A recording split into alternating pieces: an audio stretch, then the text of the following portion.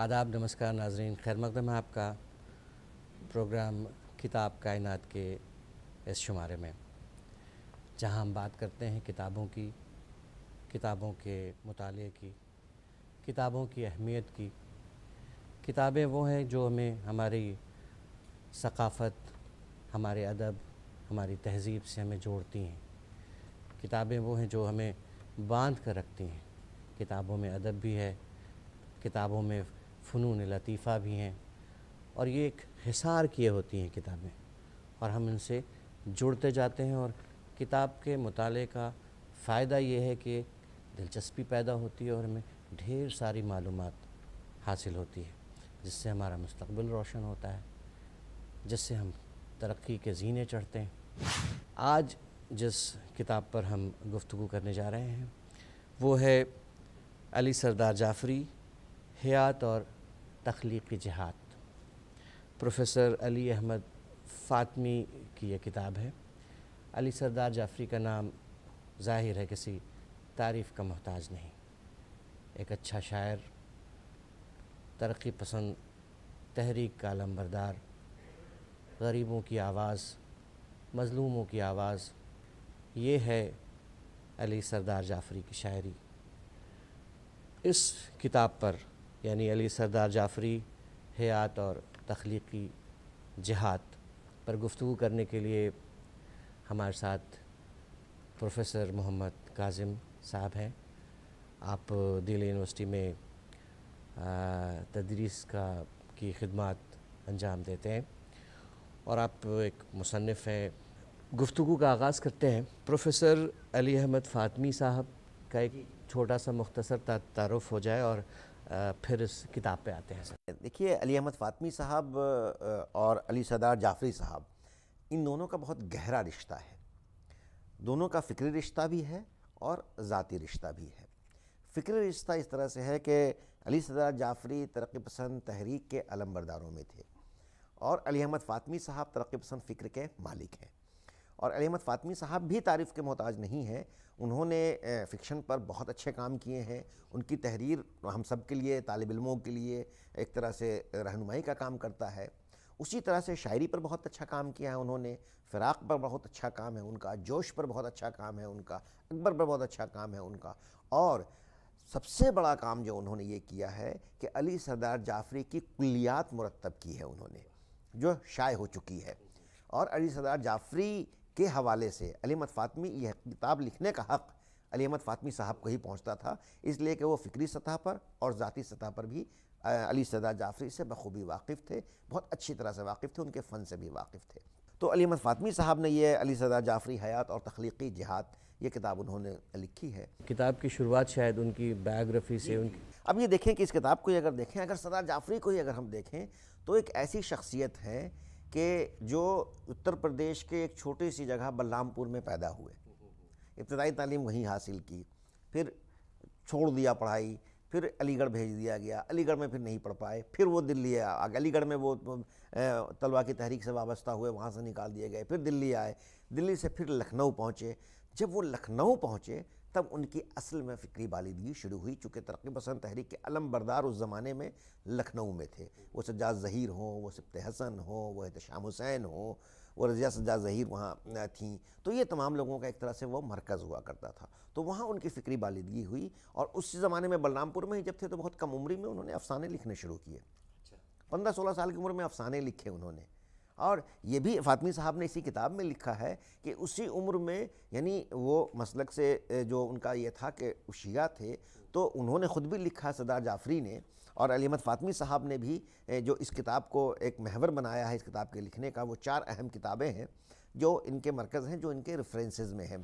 कि जैसे ख़ुद अली सरदार जाफ़री की 2 किताब, लखनऊ की 5 रातें जो 1964 में शाये हुई थी, और ज़िंदगी का मुख्तसर सफ़रनामा।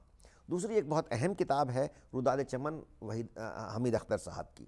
और तीसरी एक बहुत अच्छी किताब है सरदार जाफ़री अपनी बहनों की नज़र में, जिसे कालिदास गुप्ता रज़ा ने मुरत्तब किया है। तो एक तरह से ऑथेंटिक रेफरेंस को उन्होंने अपनाया है, और उसी में उन्होंने लिखा है कि उन्होंने एक तो मरसिये सुने, और पहली जो शेरी तख्लीक़ उन्होंने की कि वो मरसिये के बंद थे वो।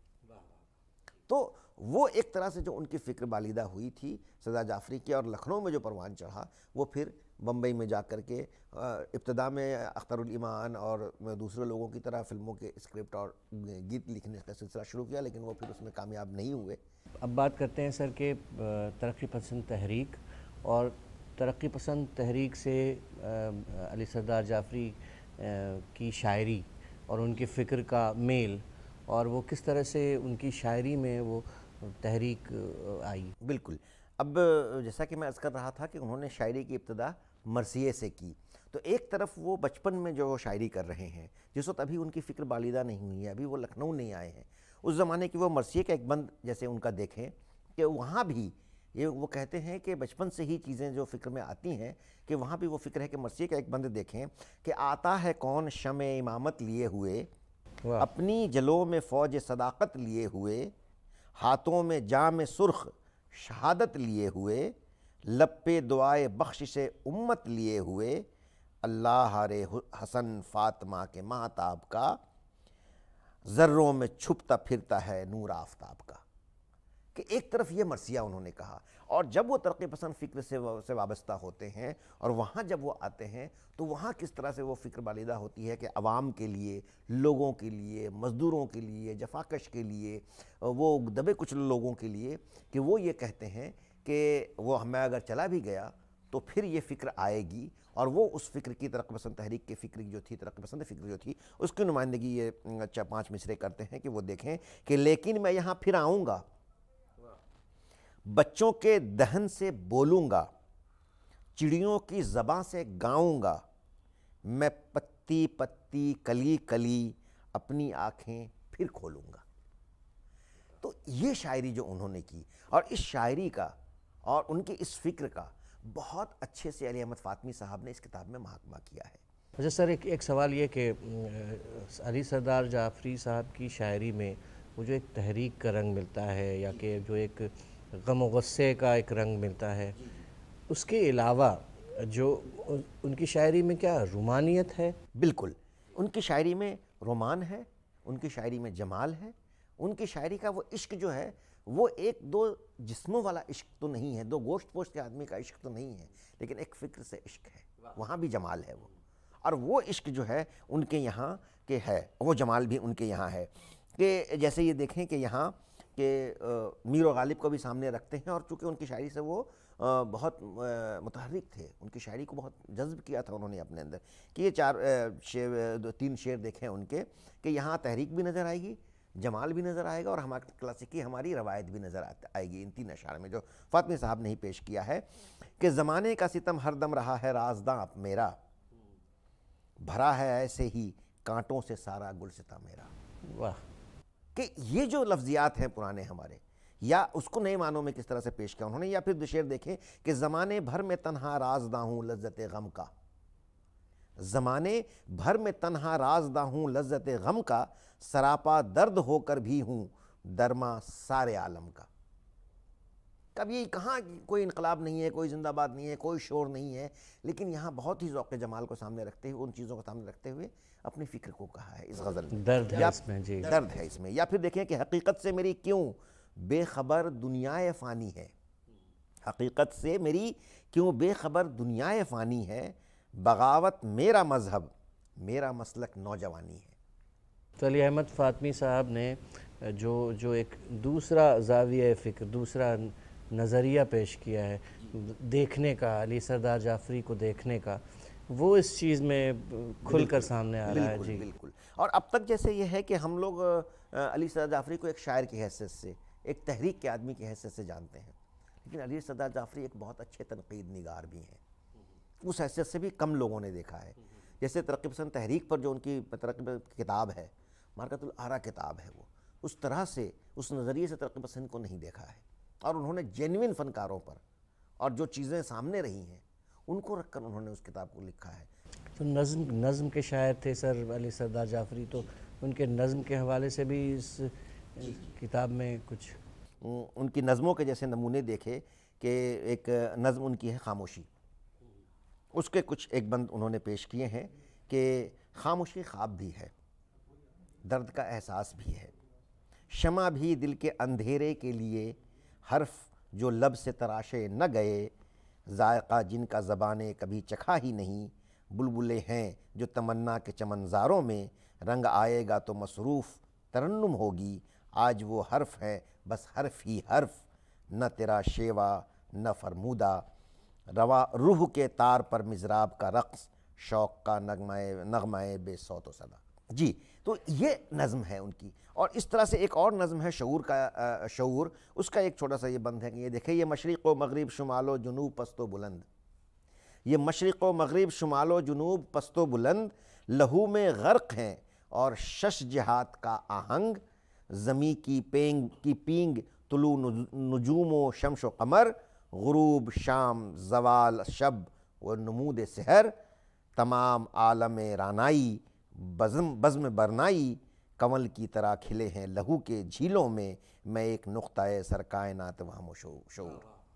تو اب یہ جو پورا منظر ہے ہمارے سامنے کہ کس طرح سے ہمارے پھول، ہمارے پھل، ہماری ندیاں، ہمارے جھرنے، ہماری تالاب، تو یہ جو پورا ہمارے ملک کی ہمارے کی خوبصورتی ہے، اس خوبصورتی کا بھی بہت اچھا عکس بن گیا۔ بہت ہی دلچسپ گفتگو رہی سر اس کتاب کے متعلق۔ بہت شکریہ آپ کا کہ آپ نے مجھے یہ موقع عنایت کیا، اور میں یہ کہوں گا کہ علی سردار جعفری کے بارے میں کچھ اگر بہتر جاننا ہو تو اس کتاب کا مطالعہ ضرور کیا جائے۔ آپ کا بہت شکریہ کہ آپ نے مجھے یہ موقع عنایت کیا۔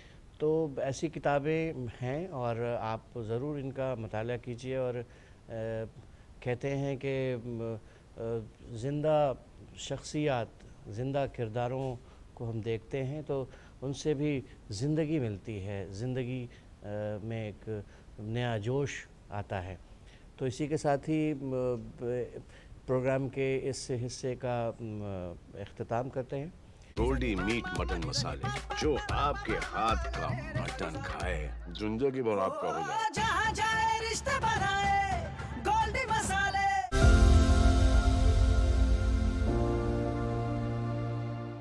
ناظرین، آپ دیکھ رہے ہیں پروگرام کتاب کائنات، اور ہم اس کا دوسرے حصہ شروع کر رہے ہیں۔ دوسرے حصے میں جیسا کہ آپ جانتے ہیں بات ہوگی ہندی کی ایک کتاب پہ، اور آج جو کتاب ہمارے پاس ہے جس پہ ہم گفتگو کرنے جا رہے ہیں وہ ہے سمے، سینما اور اتہاس۔ اس کے لیکھک ہیں سنجیو شریواستو جی، اور بڑی خوش قسمتی کی بات ہے کہ سنجیو شریواستو جی خود یہاں ایکسپرٹ کے روپ میں حاضر ہیں۔ سواگت ہے آپ کا سر، خوش آمدید۔ بہت بہت دھنیہ واد آپ کا۔ گفتگو اس بات سے کہ اس کتاب کو لکھنے میں آپ کا تجربہ، آپ کا ایکسپیرینس کیسا رہا سر؟ بہت ہی اچھا ایکسپیرینس رہا ہمارے لیے، خاص طور پر اس معنی میں کہ میں خود سنیما پریمی ویکتی ہوں، اور سنیما کی سمیکشا لکھنا، فلمیں دیکھنا اور فلمی ستاروں کے بارے میں باتیں کرنا، ان کی کہانیوں پر وستار سے جانا، اور یہ ایک اسٹڈی کا ایک شوق رہا۔ تو جب ہمارے پاس یہ پرستاؤ آیا تو ہم نے اپنے آپ کو بالکل نہیں روکا، اور ہم نے اپنے آپ کو اس کے لیے بہت ایک اچیومنٹ کے طور پر لیا، اور محنت سے جٹ گیا میں اس کتاب کو لکھنے میں۔ اور قریب مجھے لگتا ہے اس کتاب کو لکھنے میں تقریباً 1 سے 1.5 سال کا وقت لگا، جو کہ کافی ریسرچ کرنا تھا، اور جو کہ 110 سال کے اتہاس کا ذکر کرنا تھا اس میں۔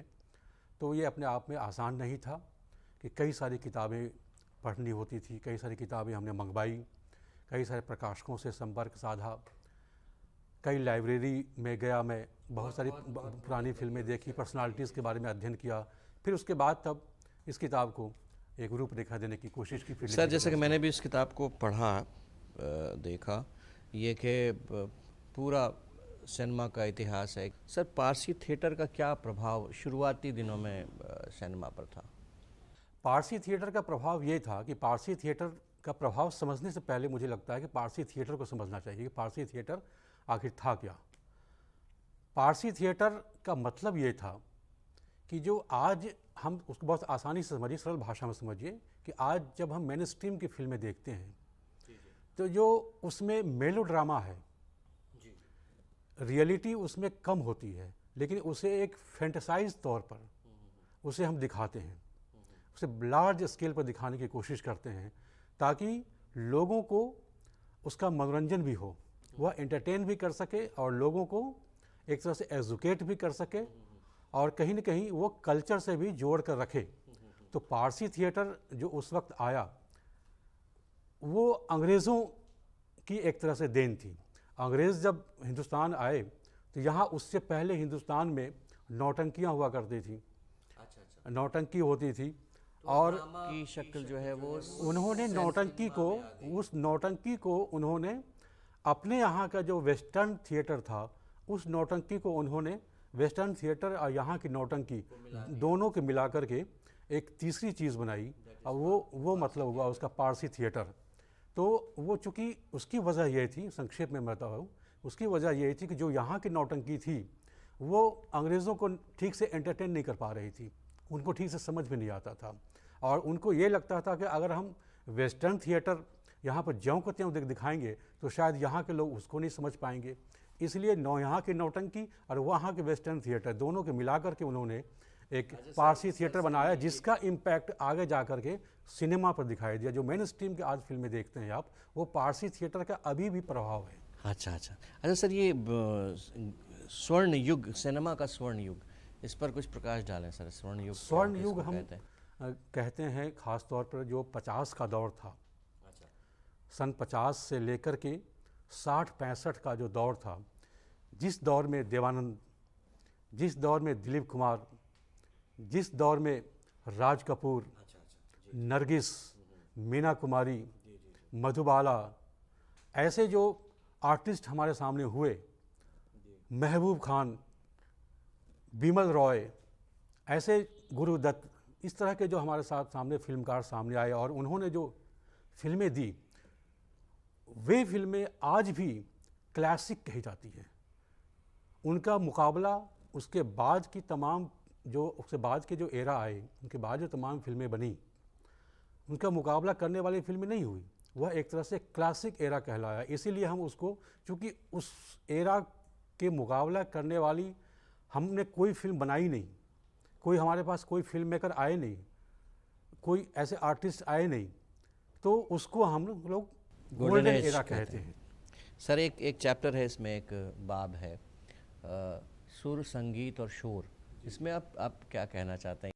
असल में जिस समय ये किताब लिखी जा रही थी उस समय हिंदी फिल्म संगीत में एक तरह से शोर का प्रचलन बढ़ा था, आज भी है। तो मुझे नौशाद साहब का एक कथन याद आ गया था उस वक्त लिखते हुए कि उन्होंने कहा था कि जो शोर बनकर उभरे उसे मौसीकी ना कहो। अच्छा, उन्होंने कहा था।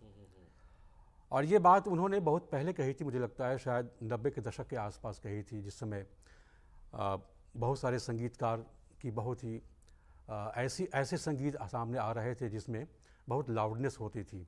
जो डिस्को का जो कल्चर आया था उस समय उनकी कही हुई बात थी और वो चीज़ इस्टेब्लिश आगे भी धीरे धीरे होती चली गई, बहुत आगे बढ़ता चला गया।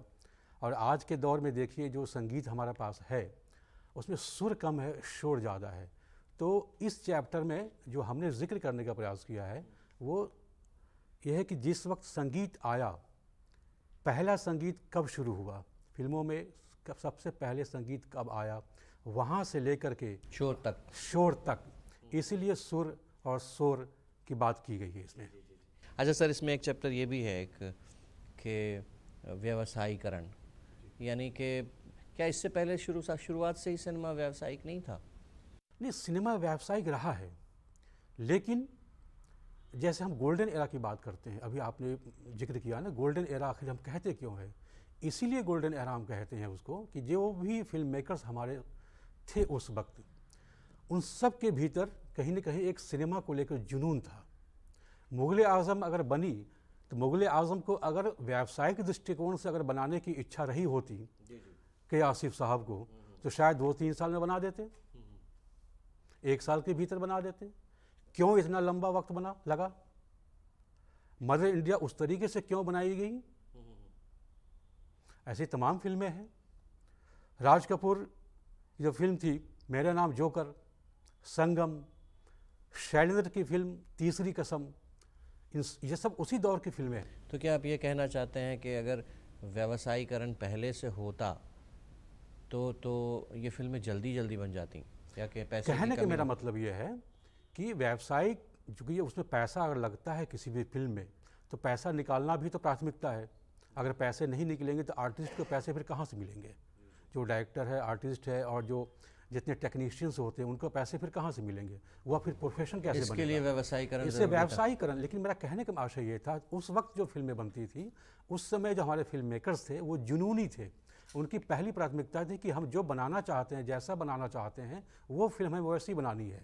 आज की जो प्राथमिकता है, आज की प्राथमिकता ये है कि हम ऐसी बनाएं जिससे हमें 400-500 करोड़ की कमाई हो, जो ज़्यादा बिके। ये अंतर है, इसलिए व्यावसायीकरण का जोर इसमें दिया गया है।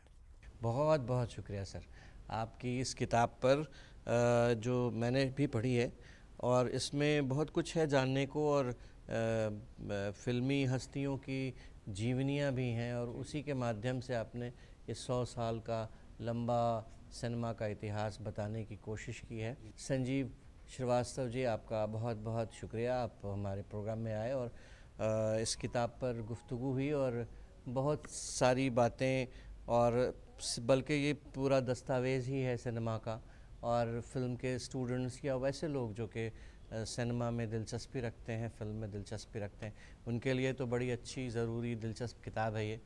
तो नाज़रीन, ये था अब हमारा दूसरा हिस्सा, और अब हम चलते हैं इस प्रोग्राम के तीसरे हिस्से में।